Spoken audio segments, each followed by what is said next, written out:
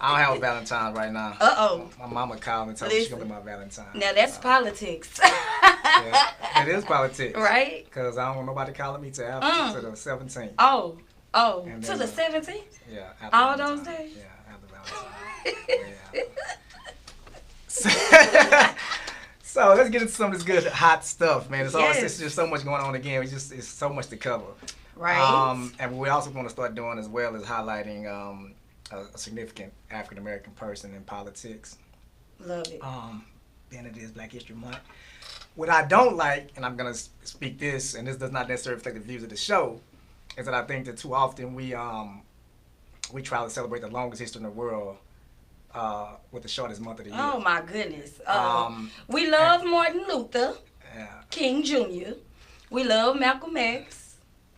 You know, we love those great personalities, right? And those matriarchs in the community. But there are so many other people that we can highlight and learn about that did a lot of things.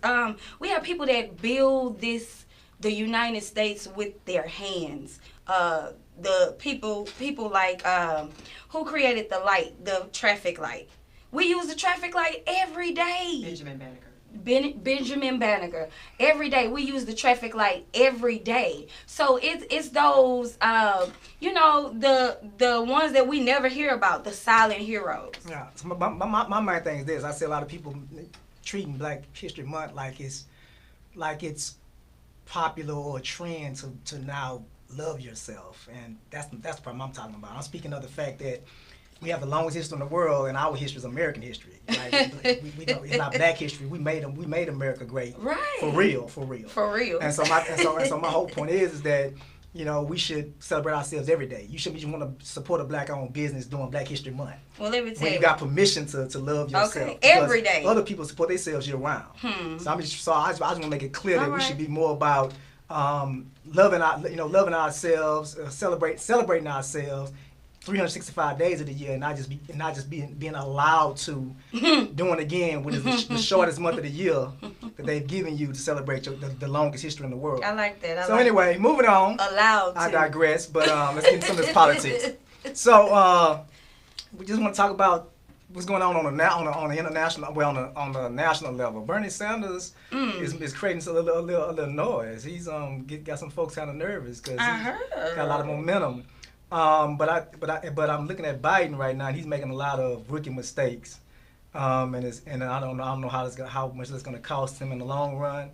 But his whole ponytail dog comments and the other stuff he's kind of saying off the cuff, and not realizing that image is important, presentation is important, and you have to be mindful that anything can be used against you by your opponents. Any small thing, and that is true. I've learned that following the political campaigns, because it can be something you're not even thinking about, eating with the wrong fork or something, and they'll take it as, oh, that person has no etiquette or no home training or didn't grow up, correctly or something like that. So being a candidate, you just have to be careful, period, how you portray yourself, and how you live from day to day. I agree. So we're gonna it's a lot to talk about. We want to get into some of this local stuff and get our guests on. So we want to take a quick commercial break, and we come back. We're gonna kind of take it to the streets, because I actually want our guests to chime in on even that. So we'll be right back after this commercial break. Again, this is TNTN Politics, your right to know outlet, and we'll get at you in a minute. You're watching Boss Up Houston Network. Stay locked and stay tuned.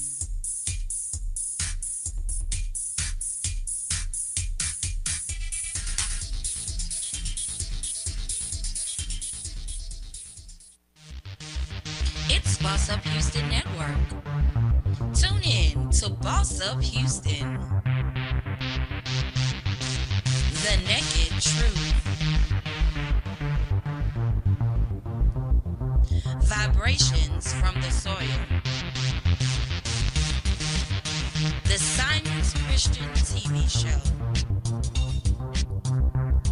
The Gidget Lewis Show. Breakfast with Sonia. TNTN Politics. It's the Naked Truth Network and Boss Up Houston Network. It's Boss Up Houston, where we look up, stay up, and boss up.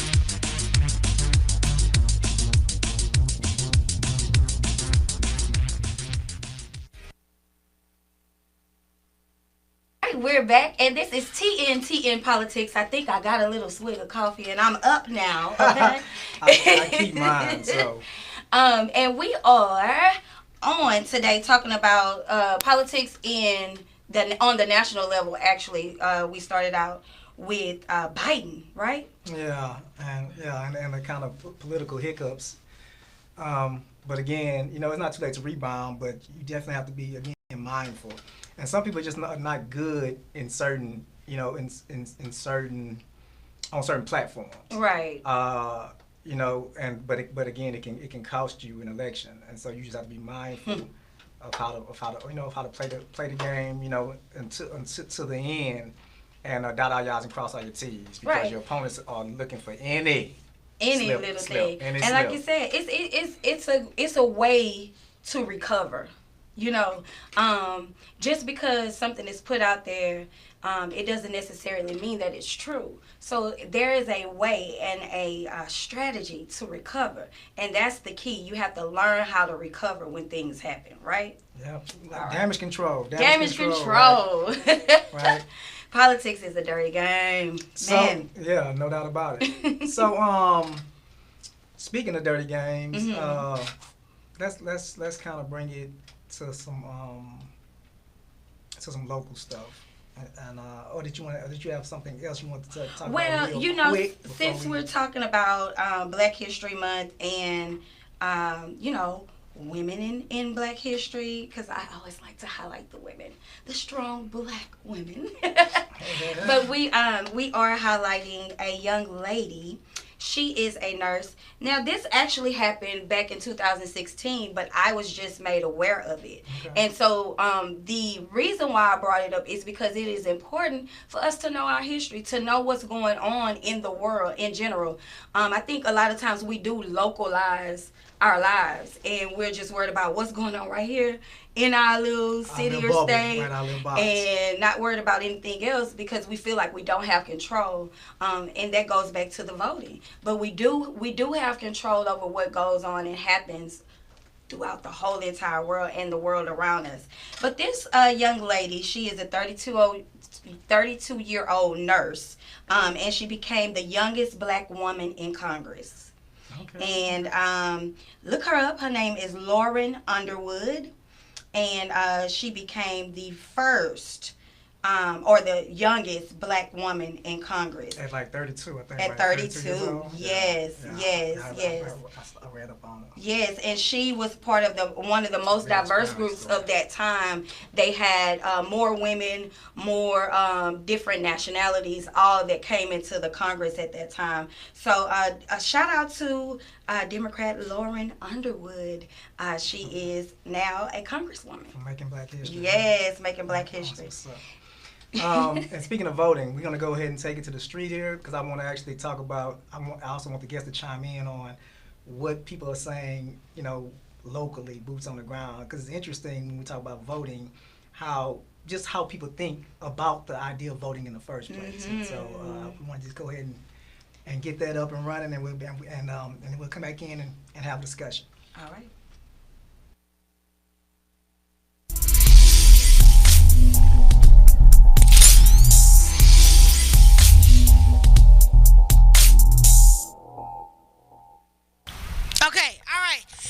Back again on the streets with TNTN Politics. We got some lovely ladies here. Can I get your name, please? My name is Audie. Audie and? Say.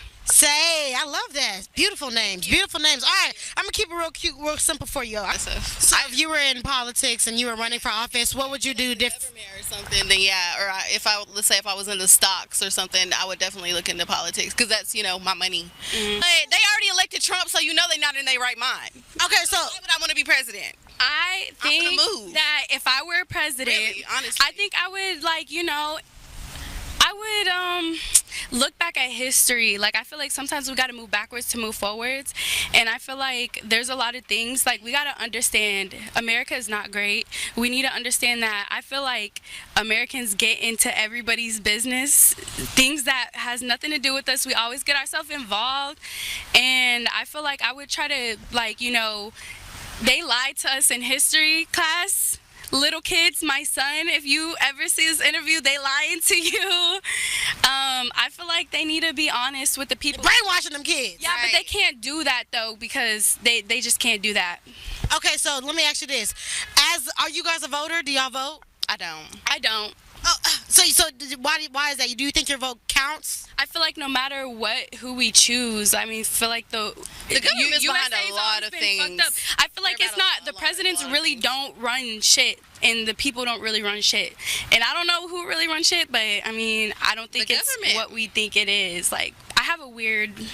I just don't worry about it. Like I said, I'm gonna move. So Okay, let me switch up the script. Do y'all at least know the 3 branches of government? Yes. Yes. Give it to me. Legislative, executive, and judicial. Ding, ding, ding, ding, ding, ding, ding. Girl, my God, look. At least somebody knew something. All right, you guys, it's Vanessa, and we're wrapping up with our politics on the street. Shout out to TNT Politics for bringing us this lovely opportunity, and we'll see you guys on the next run. Well, at least somebody knew something. Yeah, that was an ill fool. You know what? I am actually surprised that she knew the 3 branches of government. You I know, was she don't really vote. surprised. But you see how cynical people are, though. Yeah. I mean, they don't vote Wow. because they feel like their vote don't matter because there are some unseen hands that's controlling the politics anyway, and so the president is just a puppet.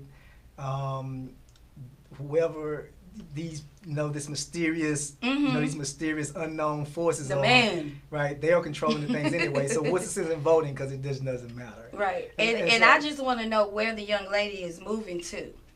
Where there's no government. Yeah. I just want to know. So there's complete Okay. anarchy and autonomy, Yes. right? Let me know when y'all find out.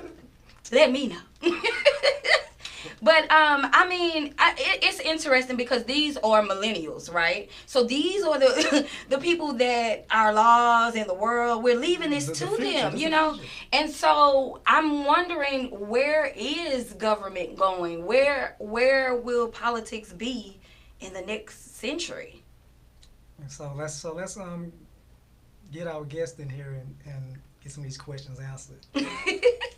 All right, With all right. some things related to her campaign. And what's going on. And so we have Miss Hot seat, Nyanza Moore. Yes. Look, we're warming up the hot seat. We're warming up the hot seat. We have Miss Nyanza Moore coming on. She is running for Congressional District 22. And, you know, again, I love to uplift our women in politics. I'm so proud of all of the women. So we do have Ms. Nyanza Moore coming on, and she's gonna go ahead and come in and give us some information on what she's doing in her campaign. I didn't Come even on see. Okay, in. so you'll have to pardon my earbuds and pardon my look. I drove straight in from Dallas. Well, I'm glad to have you. Yes, Well, thank you. I'm glad Thank to you be for here. driving That's a long in. Yes, it is. I was there for my daughter. She is at the Imani School, and they were competing in the Beta Club State Convention, and my daughter won all 3 categories that she was in. So shout out to Kennedy Sinclair Moore. All right. Good job. Congratulations. It's all about putting families first. You got to put Yes. the campaign on hold when you're with your kids. No doubt about it. But you No doubt came about on in. And, I sure and did. You know what? You're here. That's what we got to do. We got to show up. All So, the time. Miss Nyanza, why are you running for Congress?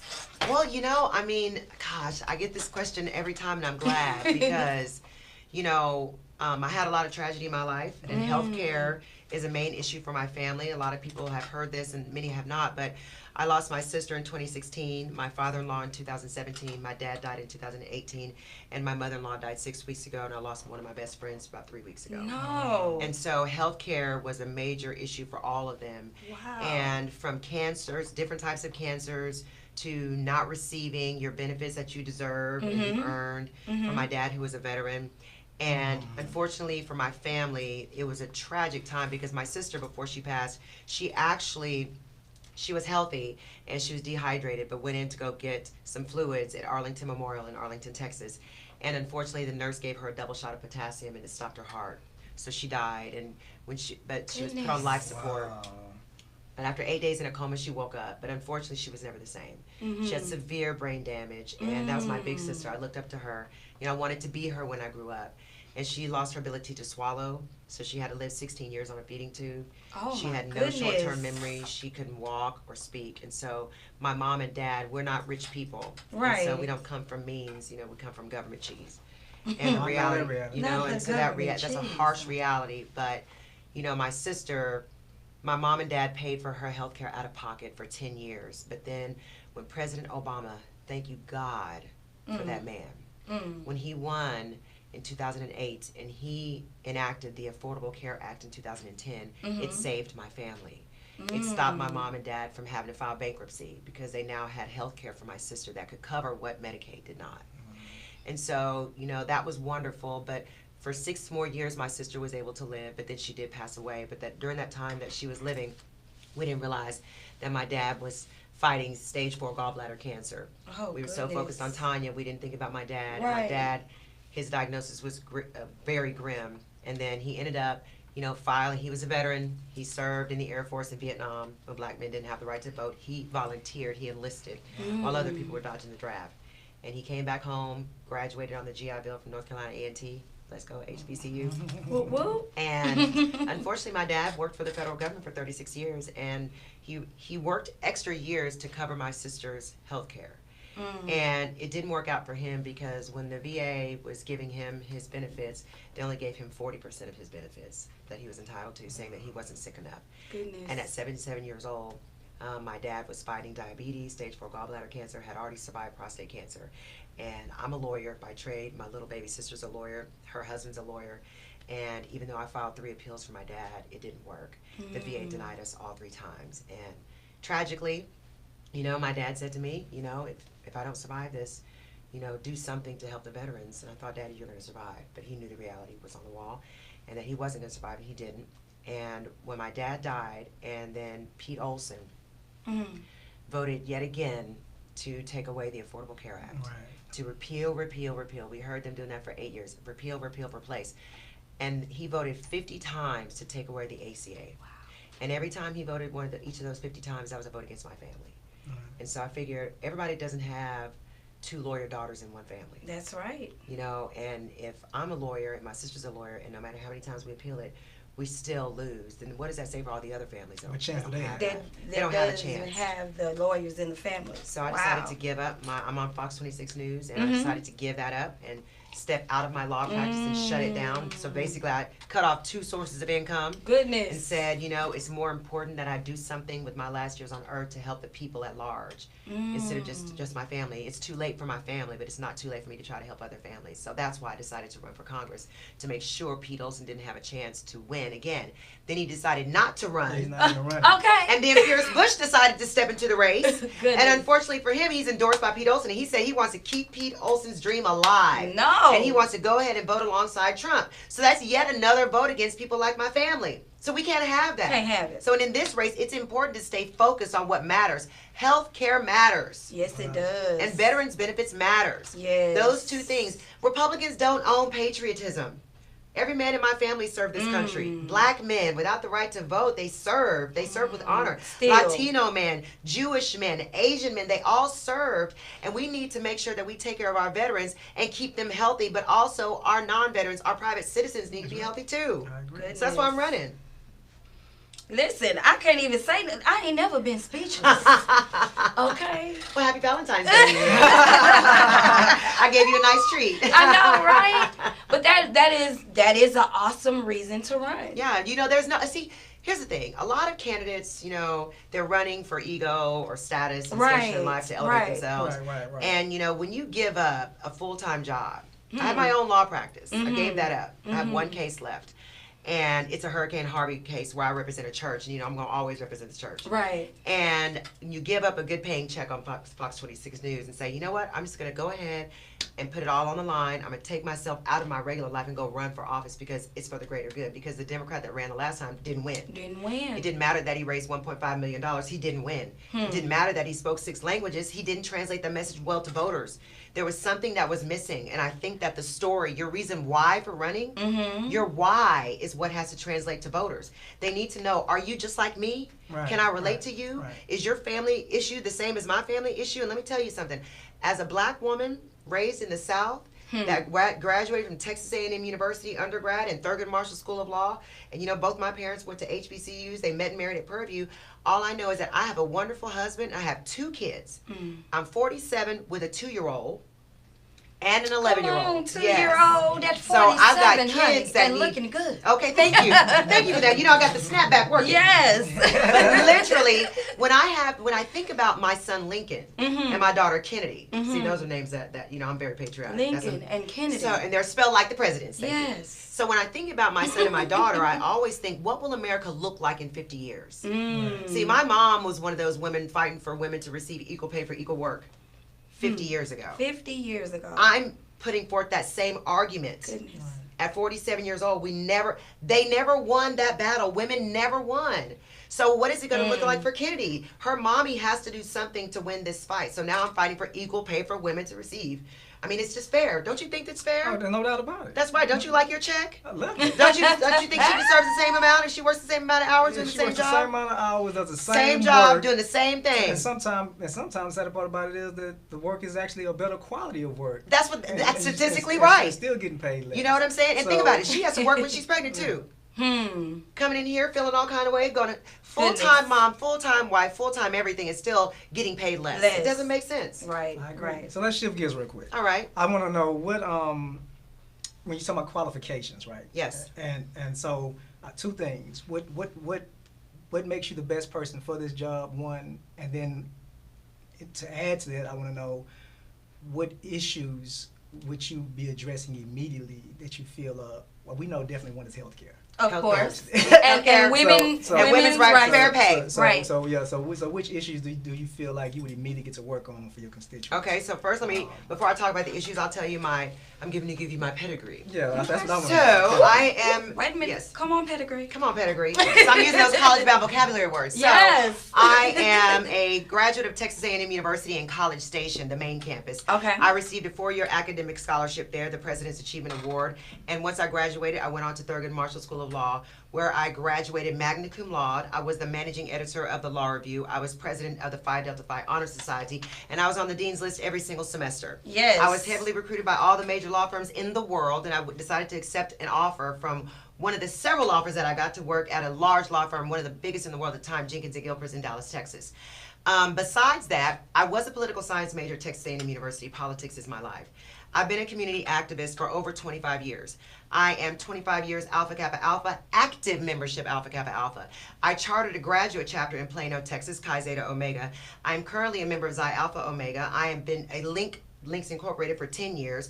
I'm a member of Jack and Jill for 5 years, and all of those are service organizations. Right. Those are all organizations fixed on giving service to all mankind. Aside from that, I was the former international officer for Alpha Kappa Alpha. I was elected by the general body in 1996 to 1998 to serve on the board of directors.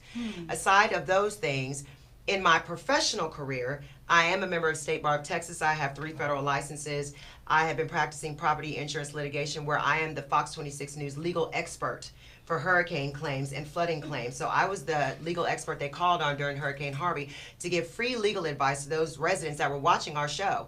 And so I've done that for 10 years. I've given pro bono legal work to veterans who needed help with their benefits, simple divorces, property claims, landlord-tenant issues. I've also given 10 years of free legal services to the underserved, for all those single moms out there and those single dads out there that didn't have insurance when they had flooding. And those renters out there. I gave all the free advice for renters, and I made sure that during Hurricane Harvey, if you didn't have money, you didn't have to pay. And even if you did have money, but your house was a wreck and you didn't have flood insurance, you didn't have to pay. So I've lived a life of service since I've been an adult. And you know, aside from that, being a political commentator on the #1 political talk show in Houston and the surrounding area, What's Your Point for 3.5 years. I've done 150 episodes talking about the Democratic and progressive voice. So when you talk about qualifications, I am the most qualified candidate that's running in this race. Not only am I academically qualified, but I have a commitment to community service that cannot be topped by anyone else in this race. Yes. Any other questions? So now let me tell you. We dropped the mic. So now that we've gotten my pedigree, see, even though I don't look like I come with a lot of see, it's not about the looks, it's about what you got up here. Right. And it's about your years of service. Right. Not have I been elected to something before, because that doesn't matter. Right. Because this is a new game. See, with all of those things that my mom and dad instilled in me, and all of that academic achievement and all that social movement achievement and all that community service achievement, that is what has gotten me to this point right here, to know that it was worth it to step out of my law firm, shut that down, step off of my wonderful Fox 26 News show, on hiatus, albeit, and go out and say, I'm going to run for office, because I know I'm automatically qualified, and maybe that's what was missing the last cycle. Right. But the most important issue, besides health care and veterans benefits and a woman's right to receive equal pay for equal work, is making sure that we have common sense criminal justice reform. I want to ensure that because black and brown men comprise 60% of the federal penitentiary, 60% of all the people locked up are black and Latino, 85% of them are illiterate.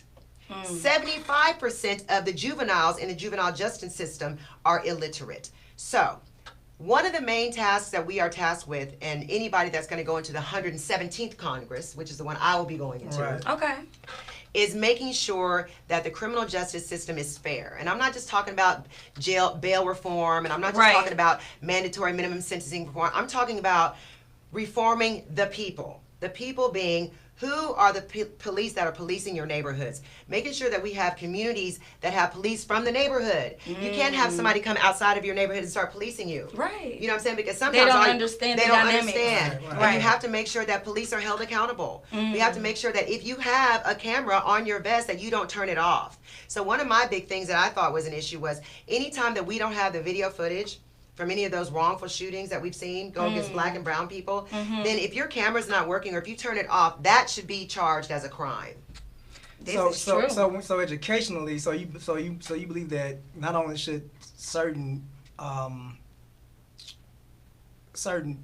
people be put in place, but are you also referring to re-educating? Yes. And in terms of how they engage the community in the first place? Yes. And we're also talking about not just the police, but also the court system as well. So right? with the police, there is inherent, just as a human being, we have inherent biases, okay? So we are black, so we relate to black people. Latino people relate to each other. So white people relate to each other, Asian people relate to each other. A lot of people say we don't see color, but unfortunately, we still do see color. We have to. And we have been ingrained, sometimes black folks will be like, well, I'm scared of this neighborhood. Well, why am I scared of my own neighborhood? I'm black too.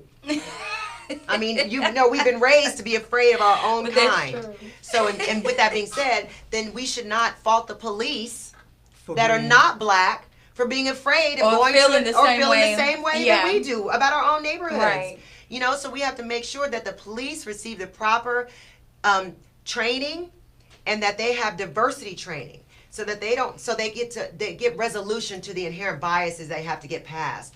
There are some cops that are out there that have already made videos where they go into the neighborhoods and they play with the kids. Those are the kind of cops. We need to ask them, how did you do that?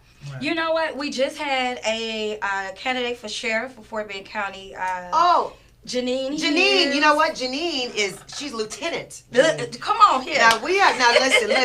I had to correct myself. I know. You know, you have to make sure that, you know, and you're a woman, so don't take this the wrong way. But we have to make sure that when women attain status and professional positions of power, that we give them that full title. I agree. Like, remember when Brett Kavanaugh was above having his Supreme Court Justice nomination, his hearing? They kept calling her Christine Ford. Right. She was Dr. Blasey Ford. She was a PhD professor. So we want to make sure that we give Janine her lieutenant status so people can understand. We're not just talking about our Girl Scout cookie mom. Exactly. We're talking about the lieutenant who's very well qualified. Oh, no doubt about it. And also, yeah. you know, for me, it's good really to see any race that's going on in my district and in Fort Bend County where there's only one woman in the race. Because it takes a lot to be the only one. It takes a lot. Hi, Janine. So we're about to go to a quick commercial break. When we come back, we're going to continue with this great interview. Wonderful. Oh, you think it's great? Yes. Oh, good. I'm glad you think it's great. And I have some. Listen, the pro here. I have a couple of strong questions that Sure. that I definitely would like to get your take on, and also like for you to chime in on the millennial political perspective conversation that happened in the street. Well, let me tell you something. It also, all, I mean, they matter because I don't know if you remember. Of course they matter. Machiavelli wrote The Prince, and in The Prince he said that whenever you want to have power and a power regime change, it's always the youngest and the mightiest that have the forward progressive thinking that we should always tap into. And if we need to do something to draw them in, if they've not already been drawn into politics, that's our fault as their elders. That is. No, that Frederick Douglass, said it's easier to build children than to repair broken men. Absolutely. And so we need to grab them and build them now. And absolutely. Again, educate them and integrate them into, what they need to be doing, as opposed to just abandoning them and leave them to their own vices. And so, because once they get too old, again, once they're broken, Kind of hard to put that thing back together. So a broken record is still broken. So we're about to go to commercial break real quick. We'll be right back with Nyanza. I was gonna say like Bonanza. but I was gonna say, but I thought about Bonanza I first, know. but Nyanza more. And stay tuned.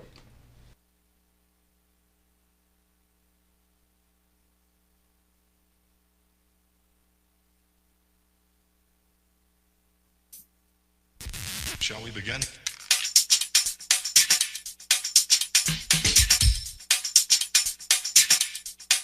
Let's begin now.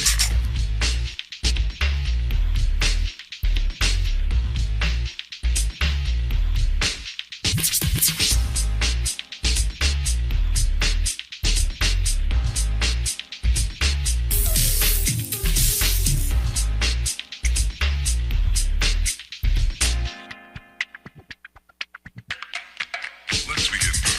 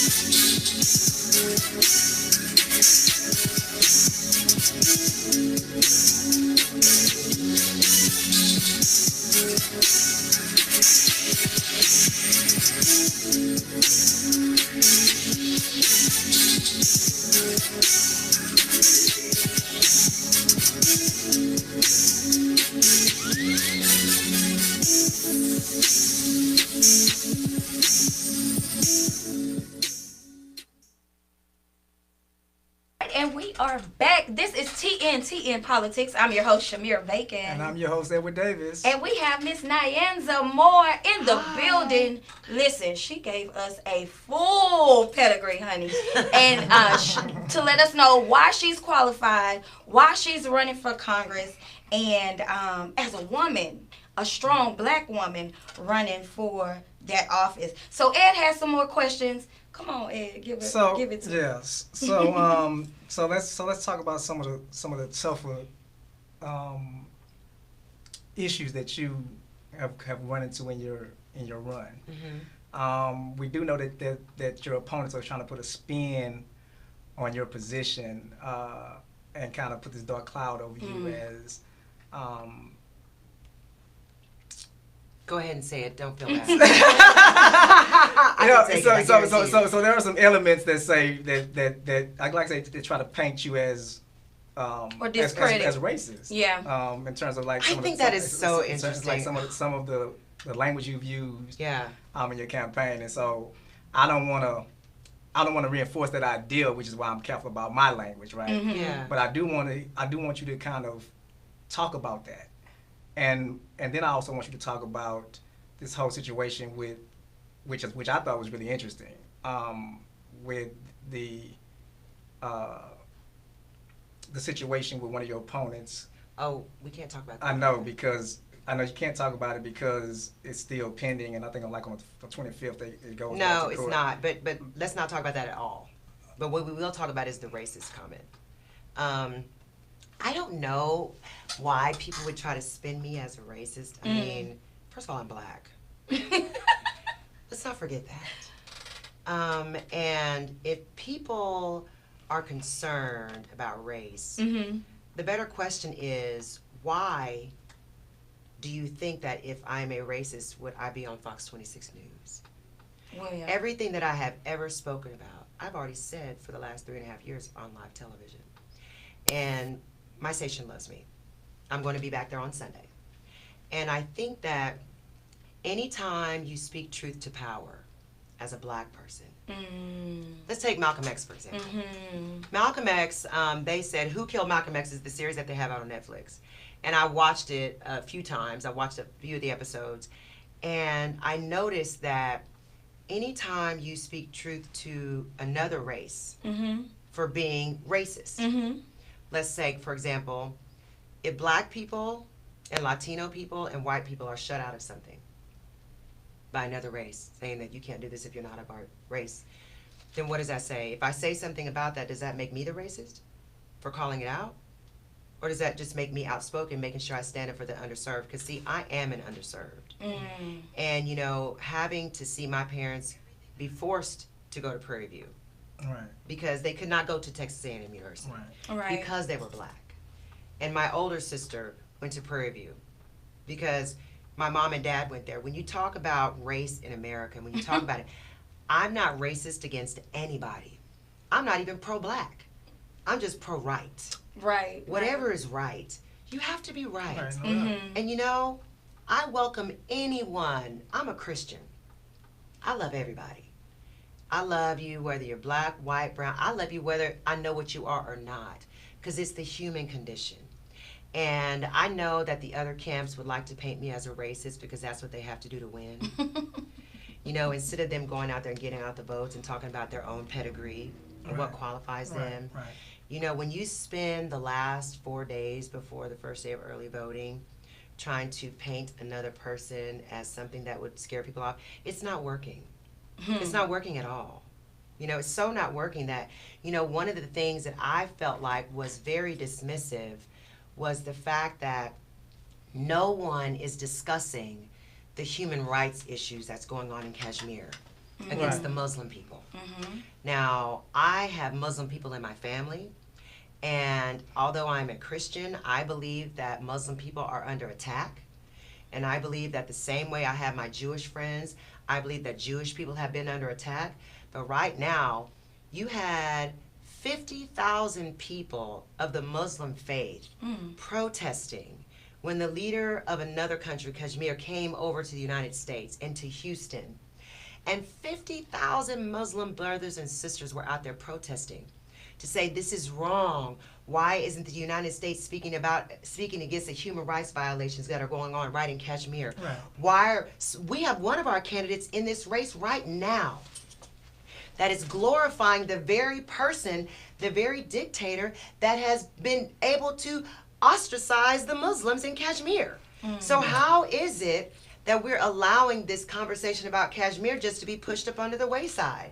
And for me personally, I will make sure as the Congresswoman to speak truth to power. I don't need the check from a dictator to fund my campaign. That's right. I don't need the check from somebody who's committing genocide against Muslim people in another country. It doesn't matter if it's not happening in the United States of America. Because when it happened in Darfur, when it was the black people doing it against other black people, that genocide, when it happened in Germany, you know, when they were killing the Jewish people, human rights violations all over this world matter. And for candidates in this race to not speak about it, to not embrace our Muslim brothers and sisters and talk about what is going on in Kashmir every single chance they get, that is a problem. Now that to me is racist. You cannot go and pretend that you're of the people and call me a racist when you yourself are espousing the same dictums of a dictator that's basically keeping the Muslims in Kashmir in bondage. They have been disappeared. They have a curfew. They don't have the freedom of speech. They can't collectively get together. I mean, imagine if all of our rights were taken away in the United States of America. Imagine if they told all the women, you got to be in by 6 p.m. You got to be out by 8 p.m. You can no longer have freedom of speech. You can no longer own land.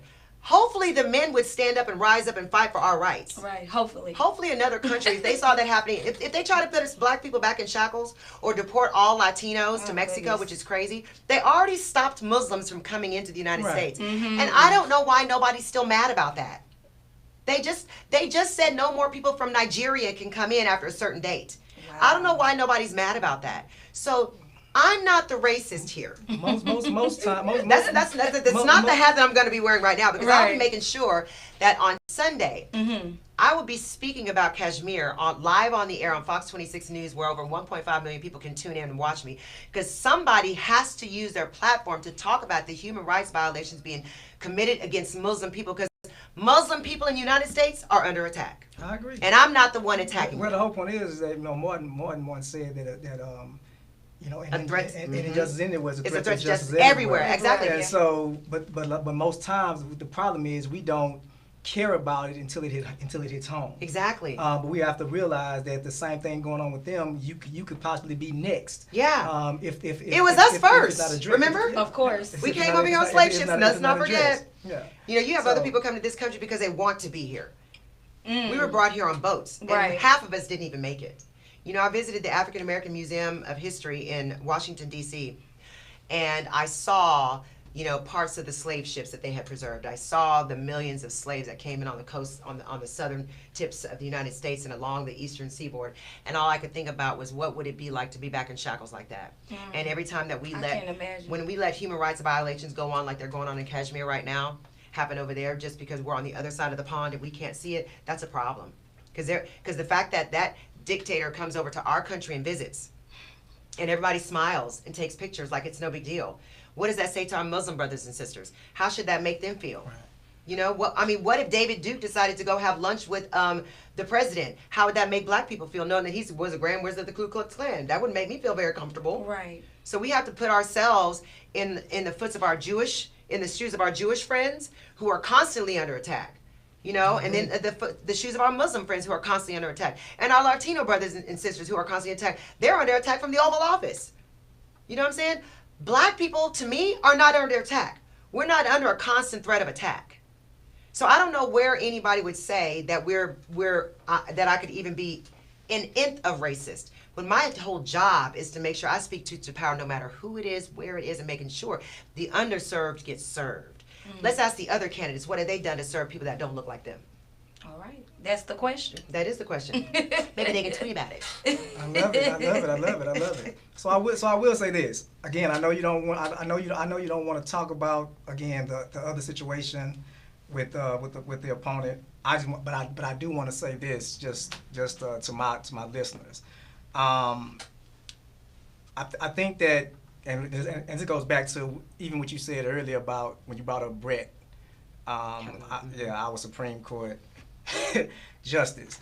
I think that the dynamics in politics have changed to the degree that we've lost our way in terms of ethics, morals. Those values don't dictate who gets in office anymore. They don't. And so I'm saying to you especially, because you're brilliant, right? Just your pedigree and your passion behind what you want to do. I believe strongly that you can win in a landslide off the issues. Yeah, so what I'm saying is this: when I see a nation who put a man in office who was heard. The world heard. The world heard. Yeah, they heard that he grabbed the lower extremities of women. Thank you for being a gentleman about it. And sexually He assault. sexually assaulted women. The laundry list of people come out the woodworks that made these claims, and he still became our president. We have Brett, who is now a lifetime Supreme Court justice, by the way, who pretty much admitted what he did, but he was young in high school, so it should be forgiven because he didn't know any better. But she was a minor at the time. People forget that too. All of this stuff, right? But when you see consistently that these people are still getting put in office. Mm-hmm. That just reminds that should just remind you that those issues just don't matter anymore, right? It's being morally upright, and is not a qualifying or disqualifying factor anymore in the game of politics. You can be a liar, you can be a cheater, you can be a thief. Everything you can be a name. sexual assaulter of women, like the president admitted to. I mean, He he kind of bragged admitted about it. No, kinda. I think I He was said they on love that. it. He said they love it. They love it. That's why. And I think he was married at the time when he was doing Goodness. that. But the voters out there, he played to his base. Yeah. And his base didn't have a problem with that. And it goes back to the millennials and what we were talking about, them having no morals or no standing or no grounds of even trying to vote or anything. And that's the reason why. It's because those morals seem to be non-existent in all the arenas. So that's why we get the comments like, oh, no, I'm not going to vote, or I'm moving out the country, or whatever. It's crazy. It's sad, actually. And then we don't gain the new component of what is the real census, because after this campaign, right, it's going to be a new census taken. Yeah, they're doing the census, the 2020 census right now. Okay, So with the new census, what is that going to look like? Because are they going to be counted? Are they even going to answer the door and admit how many people live with them? Right. That's going to be crazy. I remember back in the day, my mom was like, don't answer the door. It's the government trying to find out how many people are living on this one block of government cheese. We probably got too many people in here. That is funny. This was a great interview. That is true. I'm glad you liked it. You know what? Let me say something about the integrity aspect of it, though. And then we're gonna wrap it up. For me, it's like, I want to make sure people understand one thing about me. I will fight for you. I will go down to the mat.